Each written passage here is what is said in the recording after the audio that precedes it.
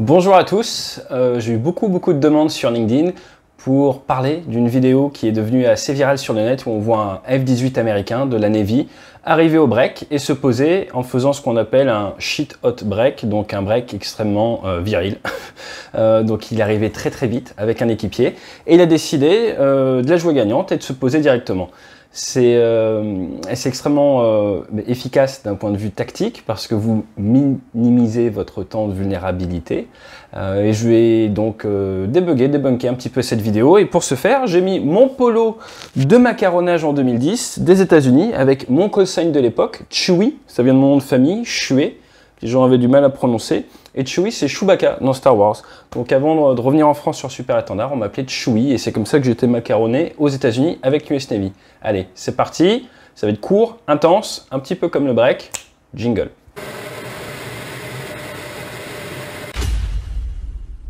Si vous n'êtes pas abonné à la chaîne, eh bien tous les jours, je vais vous sortir du contenu pendant ce confinement. Normalement, c'est un jour en anglais, un jour en français. Ce matin, j'ai sorti une vidéo sur un petit peu l'histoire de la Seconde Guerre mondiale. Demain, la VF sort. Néanmoins, voilà, suite aux demandes, et c'est lundi, c'est la première semaine du confinement, je me suis dit qu'on allait publier une deuxième vidéo aujourd'hui en français pour le public francophone sur un sujet assez cool. Donc c'est parti, qu'est-ce qu'on voit avec cette vidéo? Je vous ai mis le lien en bas. Là, je vais la séquencer, je ne vais pas la faire jouer directement pour des histoires de timing et pour des histoires de copyright. Donc, je vais directement la commenter. Vous allez voir, j'écrase un petit peu la vidéo pour des soucis YouTubesques de copyright. Mais qu'est-ce que l'on voit? On voit donc un F-18 américain avec ici, donc ça c'est son pantalon anti-G. No Pro, ça doit être son... Il est assez connu dans les vidéos américaines avec son escadron. Ensuite... Et on ne voit pas le head-up display, on ne voit pas la partie droite. Ici, on a un répétiteur de tout ce qui est vitesse, altitude, l'horizon, ce qui est intéressant. Là, c'est pour la navigation et il a mis un axe ici, un curseur. Vous voyez cet axe droit, c'est le bearing en fait du bateau et ça va nous être très utile pour nous repérer dans le plan pendant le break. Vous allez voir.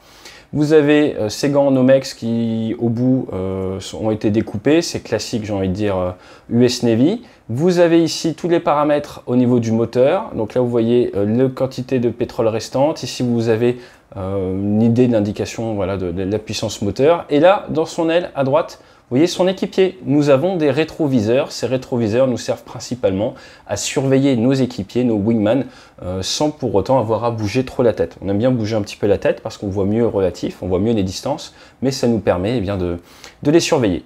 Donc là, l'idée, c'est quoi? On voit le porte-avions qui est devant. C'est arriver au break, se poser et venir. D'habitude, vous passez au-dessus du porte-avions, vous éloignez un certain nombre de secondes, vous êtes à 800 pieds dans l'US Navy, vous partez au break, 60 degrés d'inclinaison, 2G, vous venez décélérer, pendant le virage, vous allez sortir le train, vous avez la crosse qui a été sortie, vous venez décélérer, vous mettre à la bonne incidence d'appontage, bonne vitesse, bonne position de tout ça, et faire vos petites checklists en vente arrière. Après, vous partez en dernier virage et vous faites un virage continu à peu près un petit peu moins de 30 degrés d'inclinaison tout le long. Vous êtes à 450 pieds à ce qu'on appelle au point 90 et vous venez vous aligner avec la piste d'appontage qui est décalée par rapport à l'axe du bateau d'à peu près 8-10 degrés. J'explique tout ça dans les vidéos sur l'appontage, donc je ne vais pas plus rentrer dans le détail. Tapez AT, ATE et appontage, vous verrez, j'explique appontage de jour, appontage de nuit, je fais même des tutos pour les plus gamers d'entre vous sur jeux vidéo. Mais là, on va décortiquer un petit peu tout ça pour que vous compreniez mieux cette vidéo. C'est parti, vous voyez qu'il arrive très vite, il y a un petit peu de nuages, ça c'est récupération beau temps. Ce qu'on voit c'est qu'il y a une grande traînée derrière le porte-avions, donc il y a sûrement peu de vent en mer, d'ailleurs on voit que la mer est très calme, donc le porte-avions fait son propre vent, et là il décide de faire le break avant même de passer l'arrière du bateau, donc c'est complètement hors procédure. Ça peut être pour plein de raisons, mais principalement challenge ou petit côté fun ou des choses comme ça. Mais voilà, d'un point de vue tactique, ça se justifie en disant qu'on vient minimiser le temps de vulnérabilité de l'avion. Peut-être qu'il fallait récupérer l'avion le plus rapidement possible pour des raisons d'entraînement ou opérationnelles. Dans ce cas-là, vous voulez faire ça. Mais ça nécessite un très gros niveau d'entraînement parce que vous allez voir, il n'y a pas le temps de s'ennuyer. Là, ce qui est intéressant, c'est que vous allez voir, entre le moment où il incline l'avion et le moment où vraiment l'avion part, eh bien l'avion avance énormément, hein. On fait plus de 300 mètres par seconde, là on est dans les 300 mètres par seconde à peu près d'avancement. Regardez le rayon de virage que ça fait. Vous avez vu, il était loin du bateau, hein. Le porte-avions américain fait plus de 340 mètres. Et là, vous voyez, ça ça part pas mal. Donc là, on voit au niveau des moteurs qu'il doit être sur plein réduit. Son équipier n'est plus là, hein, c'est normal. Il est en virage sur la tranche. On a déjà commencé à tourner un petit peu. Ça tourne, ça tourne, ça tourne. Et là, regardez le manche. Bam! Il tirait très fort sur le manche et là, il relâche. Pourquoi? Parce que il était très rapide. S'il part en virage continu, en fait, il va se retrouver trop proche du bateau. Il va être gêné pour son dernier virage pour venir s'aligner. Donc, ce qu'il fait, en fait, c'est une sorte de carré.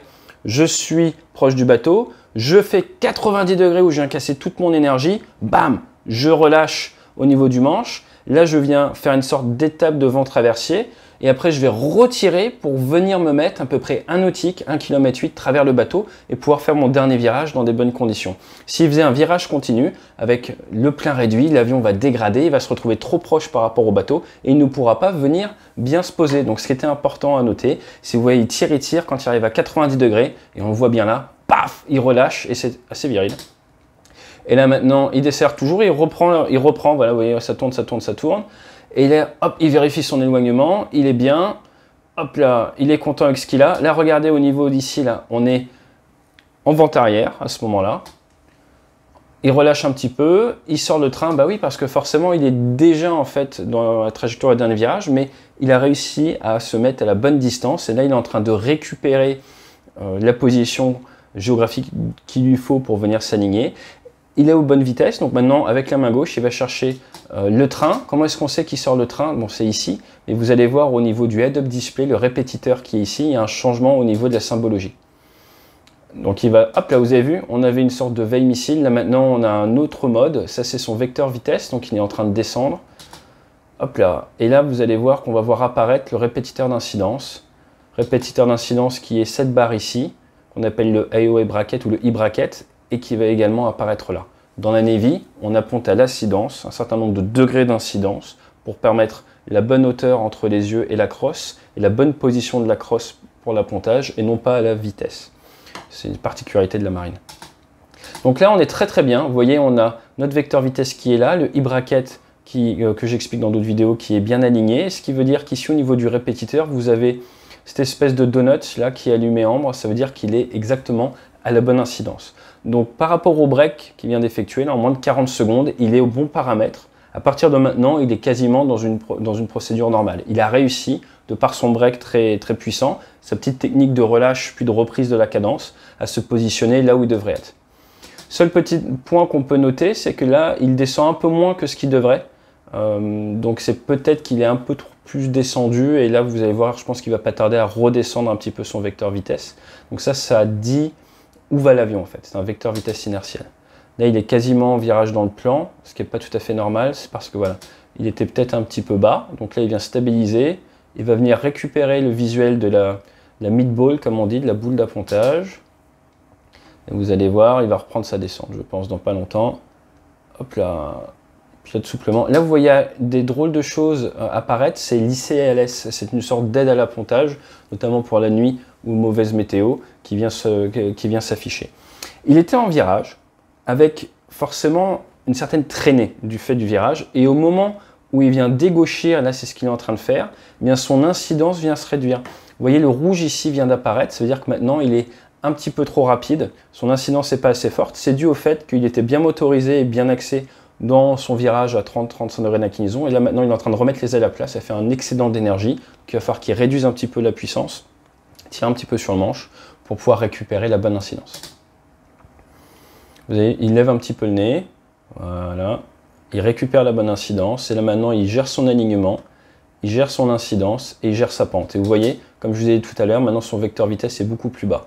Donc pour pouvoir apponter, bon alignement, indispensable pour s'approcher, bonne incidence, pour la sécurité en termes de vitesse et de positionnement des yeux, positionnement de la crosse, et la bonne pente, sinon c'est pas la peine. Mouvement de correction assez souple au manche, mais vous voyez ça bouge quand même pas mal, et donc là maintenant il vient gérer ça, alignement, incidence et la pente qu'il va faire avec ici le miroir d'appontage qui est cette sorte de boule jaune par rapport à deux références de couleur verte qu'il vient piloter. Ça, c'est un camarade qui arrive au break au-dessus et qui, lui, par contre, fait un break normal, qui continue avant de virer. Et vous voyez, hop, il gère. Là, on a les références vertes. On a la boule qui est légèrement haute. Il est un tout petit peu haut, mais vous allez voir, il va corriger un peu vers le bas. et c'est quand même très bien. Donc là, il est un tout petit peu haut et ça descend un tout petit peu. Là, vous voyez les brins, ils sont ici. Premier brin, deuxième brin. Là, vous avez le troisième et le quatrième. 4 brins sur le porte-avions américain, 3 brins sur le porte-avions Charles de Gaulle. Et vous avez tous les avions qui doivent être libres là, de cette zone d'appontage. Si l'avion n'arrive pas à prendre un brin d'appontage, eh bien, il va remettre plein gaz et il va refaire un tour. Là, vous voyez, il a avancé la manette des gaz. Pourquoi? Parce qu'avant de toucher, on vient mettre plein gaz, de manière à ce que si on n'accroche pas, on a assez d'énergie pour refaire un tour. Ça apponte, ça freine, hop là, parfait. Tout de suite, il met sa tête à droite. Pourquoi? Parce qu'il y a des chiens jaunes sur le côté. Et donc maintenant, il est aux ordres des chiens jaunes. Son objectif, c'est de libérer le plus rapidement possible le pont d'envol, parce que son équipier arrive derrière. Donc là, maintenant, il va relever sa crosse et il va pouvoir dégager la piste sur la droite pour laisser la place à son équipier. Qu'est-ce qu'on peut noter? Eh bien là, vous voyez qu'il a donc son casque, il a l'oxygène, il a une e-board où il y a des éléments de briefing, d'information. Et c'est à peu près tout. Hop là. Donc là, il se remet bien. Il recule un petit peu. Et là, vous voyez le chien jaune qui est là, qui lui dit hop, on s'arrête. Tous les mouvements des chiens jaunes au-dessus de la ceinture sont destinés aux pilotes, en dessous sont destinés aux autres personnels de pont. Et donc là, on lui dit tourne, tourne, tourne, tourne, tourne. Et là, vous voyez tout le pont. Je vous ferai un briefing à l'occasion dessus. Donc voilà, il a jeté un petit coup d'œil vers l'arrière. C'est souvent pour regarder où est son équipier. Il a beau être posé, on se demande toujours où en est mon équipier, comment est-ce que ça se passe, est-ce qu'il arrive à apponter, donc voilà. Là, c'est un geste, fini sur un geste par rapport à l'armement, donc il est peut-être armé, ça peut être avec des leurres, ça peut être avec de l'armement de guerre, ou ça peut être avec des missiles, tout simplement. Donc voilà, j'espère que cette petite vidéo sur le break du Super Hornet vous a plu. N'hésitez pas à me dire si c'est un format qui vous plaît dans les commentaires. Et pour tous ceux qui n'aiment que le contenu en français, vous voyez, j'ai sorti le contenu en français en premier. Donc merci qui? Merci à T. Donc allez, fly safe, et vous avez pu le voir, ma maquette a été attaquée par l'adversaire, mais elle est toujours vivante, donc tout va bien. Excellente journée.